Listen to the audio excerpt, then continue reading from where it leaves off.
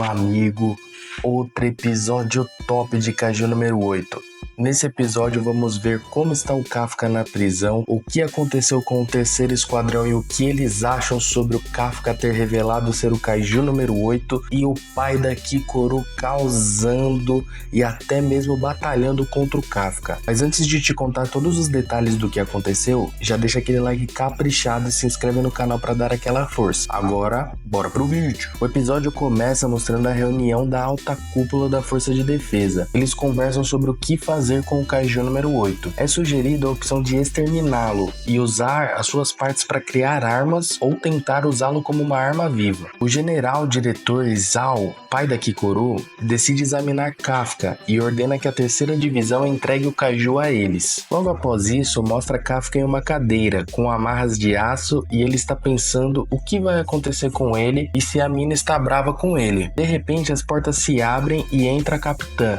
o vice-capitão e outros membros do esquadrão, avisando que vão transportá-lo para o QG. Ele tenta se desculpar, mas o vice-capitão pede para que ele fique em silêncio, já manda ele calar a boca. Ele é solto e segue escoltado por todos, e vai cabisbaixo até o caminhão que vai transportá-lo. Quando uma porta se abre, ele vê todo o esquadrão que lutava ao lado dele. Ele passa entre eles com a cabeça baixa, até mesmo pelo Ishikawa, pois não tem coragem de olhar para ele. Quando ele estava entrando no caminhão, Ishikawa sai da formação e fala com Kafka, que acredita que ele vai voltar. Kafka olha para o Ishikawa e as portas do veículo se fecham. A capitã diz que Ishikawa pagará 50 flexões por falar fora de hora. Ela diz que no caminhão não há câmeras. E depois fala que quando Kafka correu para salvar todo mundo, se transformando no Kaiju número 8, ela ficou chocada, mas também pensou que era uma coisa do feitio do Kafka. A capitã está reunindo informações para que ajude Kafka, provando que ele é um humano para que de alguma forma consiga salvá-lo. E o mais importante, que ninguém da terceira divisão o considera como inimigo e pede para que ele sente para iniciar o transporte. Assim começa a realizar os procedimentos de prisioneiro. Enquanto ela estava lendo, o Kafka pergunta se ainda pode tentar ficar ao lado dela. Então ela muda sua postura e balança o rosto, confirmando que sim, e diz que vai estar à espera dele. Nesse momento, nosso querido tiozão começa a chorar. Olha, quase que eu chorei também, hein? A cena é cortada e mostra que o comboio está saindo para levar o Kafka. O vice-capitão aparece e pede que a terceira divisão saúde o comboio. Outro vice-capitão que estava acompanhando o procedimento questiona o que Hoshino está fazendo, e ele responde muito sereno, que está saudando a capitã. O outro vice-capitão diz que, claro, pois eles não podem saudar de maneira nenhuma um Kaiju. Após isso, mostra a base marítima, onde o Kafka está numa sala especial e de alta segurança. Novamente, ele está preso a uma cadeira de aço com amarras de aço. Os dias foram passando e mostra que a base da terceira divisão está em reconstrução, e mostra os recrutas cabisbaixos. E Kuruga brinca com o Reno, que não acredita que o Kafka era o Kaiju número 8, ainda mais com aqueles pneuzinhos. Mas o Reno não dá bola nenhuma, é um clima de funeral ali mesmo. A menina que o Kafka salvou diz que era divertido ficar ao lado dele, e que ele mostrava os pontos fracos do Kaijus, e até o Ikuruga diz que ele salvou a vida dele também. Eles comentam que agora não tem o que fazer e precisam aguardar, pois é complicado um ser humano ser um Kaiju, e que se isso fosse divulgado a todos seria um grande alvoroço. Após isso, mostra a Mina pedindo a um dos analistas da central de suporte que reúne informações sobre o Kafka com urgência, e mostra Hoshina conversando com um outro membro do esquadrão, e ele questiona o vice-capitão o que acha que vai acontecer com o Kafka. Ele diz que precisa que ele volte, pois na luta deles o Kafka pegou leve e que eles precisam lutar de verdade. Agora vemos a Kikoru na frente de uma porta da sala de seu pai, o diretor-geral Shinomiya. Ele foi solicitar que Kafka não seja exterminado, pois ele salvou ela e por isso ela perde compaixão. O diretor já corta ela dizendo que ela é tonta e logo após isso mostra um documento. Nele há um raio-x do Kafka e aparece um núcleo de Kaiju. E diz que ele é um Kaiju e não é um humano, igual ao que matou a mãe dela. Kikoru vai se retirando, mas para e fala que ainda quer acreditar no Kafka. Nisso, mostra Kafka numa sala gigantesca, preso, onde continuam fazendo exames nele e tratam ele com muita frieza. Ele se lembra do que Ishikawa disse, que acredita que ele vai voltar e tenta se animar. Agora vemos a Mina falando com os recrutas que eles vão ser transferidos, pois a base do terceiro esquadrão não está adequada para treiná-los no momento. Ainda mais com as aparições do Kaiju 9 e 10. O comando está desconfiado e acham que pode ter algo conectado. Como podem aparecer mais kaijus desse nível, eles vão reunir os recrutas mais talentosos e treiná-los fora das restrições das divisões. O pessoal começa a reclamar da transferência, mas Ishikawa disse que vai para a transferência sem relutar. Novamente mostra o Kafka na sala, pensando no que a mina disse, que ele precisa provar que é um humano. Ele concorda e diz que vai tentar provar isso, mas nesse momento a porta se abre e vem um esquadrão de exterminadores, e na frente está o diretor-geral. Kafka começa a falar para ele que não é um kaiju.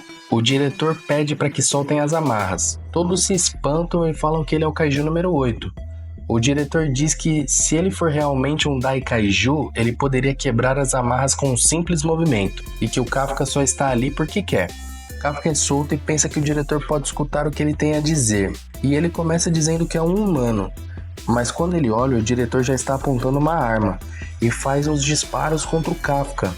E ele transforma os seus braços porque precisa se defender. Em seguida ele questiona por que ele fez aquilo. Em um movimento rápido, ele já está próximo de sua barriga e já arranca um pedaço dela com a mão. Kafka cai de dor e logo em seguida diz: se uma criatura é capaz de parar balas com as mãos, ela não é humana. Com isso ele pega a parte que arrancou do Kafka, aperta para que o sangue escoa num frasco e chama ele de Kaiju número 8.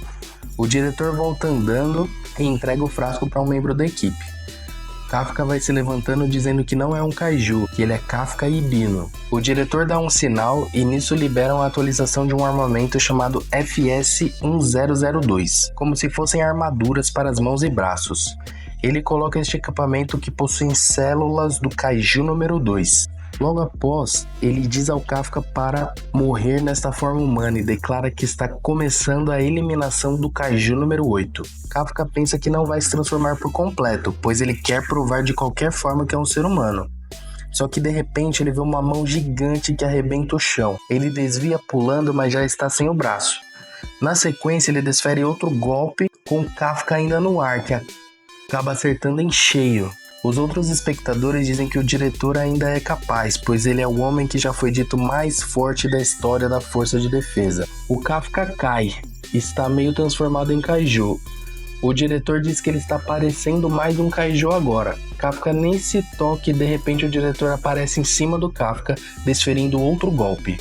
Mas o Kafka desvia novamente. O diretor parte para cima dele e Kafka foge correndo pelas paredes, desferindo golpes. Kafka bola o plano de desviar dos ataques até que o traje superaqueça e vai desviando, até que ele consegue acertar o Kafka arrancando o braço e perna direita do Kafka. Ele regenera os membros, mas o diretor continua pressionando ele e desfere um soco que Kafka defende, mas não completamente, e é jogado contra a parede. Ele aparece todo arrebentado, ele volta assustado e o diretor já está ali para acertar outro golpe. Kafka está transformado e ainda consegue desviar do golpe, mas se questiona por que seu corpo está reagindo assim.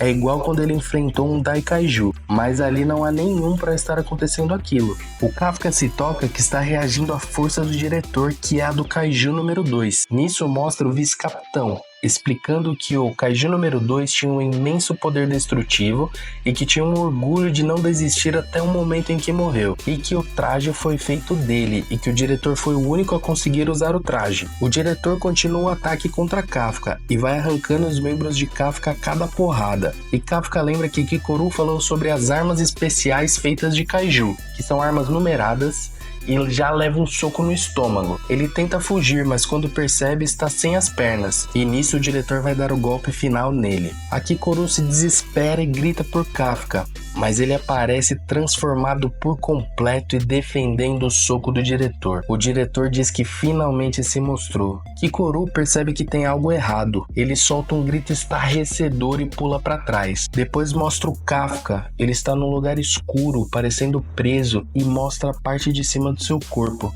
Ele está se questionando o que é isso, pois o seu corpo não obedece.